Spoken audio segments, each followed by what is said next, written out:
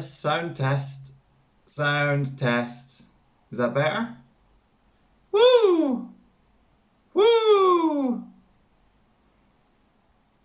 Good morning. You've caught me having a hot cup of milk and water because I've already had my coffee this morning.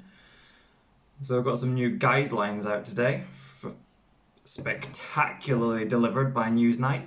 Shall we have a look? A day of sombre language, heralding state interventions unprecedented in modern peacetime. A very substantial change in the way that we want people to live their lives. Cases are now accelerating rapidly. There have to be a prolonged period. The Prime Minister and the government senior scientists outlined a series of measures. If anyone or anyone in their house shows symptoms of the virus, they should all stay at home for 14 days.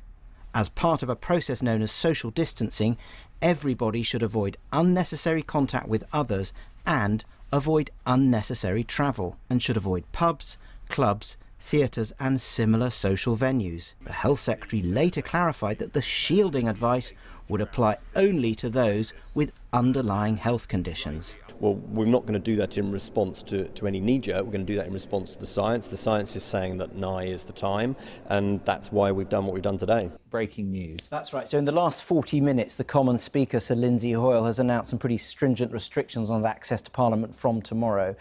So they're barring all non-essential access will end, and there will also be no access to the public gallery. The key body that made the recommendation to the Cobra Emergency Committee is the Scientific Advisory Group for Emergencies. That's known as the SAGE Group. Now, that group has a number of scientists on it, and one of the scientists who sits on it is Professor Neil Ferguson from Imperial College London.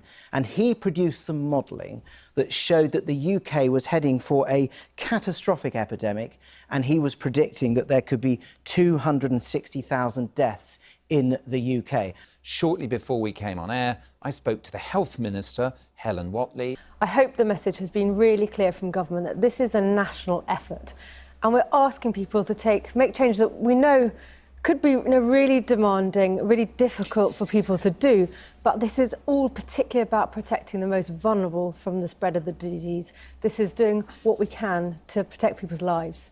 Let's start off with reducing social contact, this type of thing, which has been given as a general message.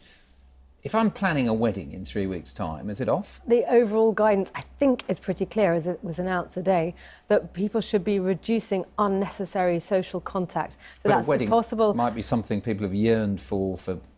It's going to be really, really tough. I mean, I'm not going to go through the specific scenarios like that, but we're being asked to work from home if we can, avoid public transport, particularly at busy times, avoid unnecessary socialising. That means but just not to going be to the clear, pub. the wedding is off in that Well, sense. I would think it's pretty hard to say that's a necessary social. But can I honestly, I don't want to preempt what will be in the detailed in the full guide. You've got this phrase in the messaging today, avoiding unnecessary social contact. That actually applies to everybody, Yeah. including people. We are asking everybody to do it. We're asking everybody to do it, even though you may be in a low-risk group, because this is all about slowing the spread and protecting the most vulnerable. But just to be clear, is it all people over 70 or just people with a serious underlying health condition who might be over 70? We're going to see further advice for people with particularly serious vulnerability. But the advice today and on the avoiding unnecessary social contact is firstly for everybody, and then secondly, particularly strongly, we're really emphasising it for people who are over 70, particularly people who know that they may be more vulnerable to complications from coronavirus. People over 70 in general, So or simply those with the underlying serious health conditions that might affect people of all age groups? So we're trying to give the most helpful steer we possibly can. So the guidance, there's everybody to minimise, for instance, don't travel on public transport at busy times if you can avoid it.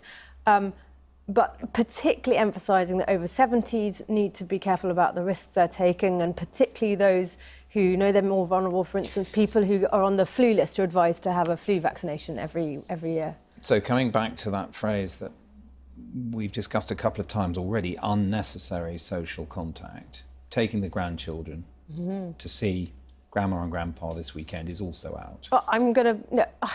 it looks like that's not going to be the best thing that you could do to make sure that your grandparents. And I think of this from my taking my own children to see my parents. And is that necessary? And it's better for us to communicate. We can FaceTime, we can Skype.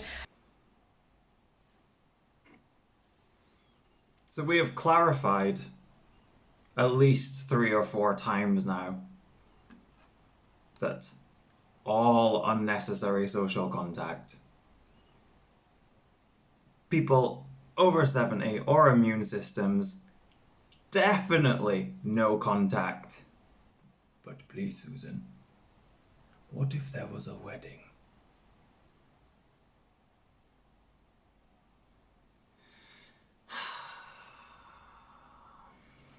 Don't even know his name.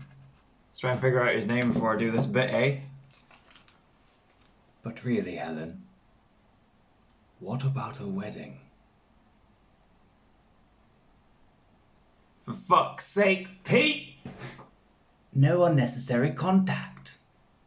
I see exactly what you're saying. I completely understand. But what about taking the grandparents to see the grandkids? But what about taking the grandkids to see the grandparents? For fuck's sake!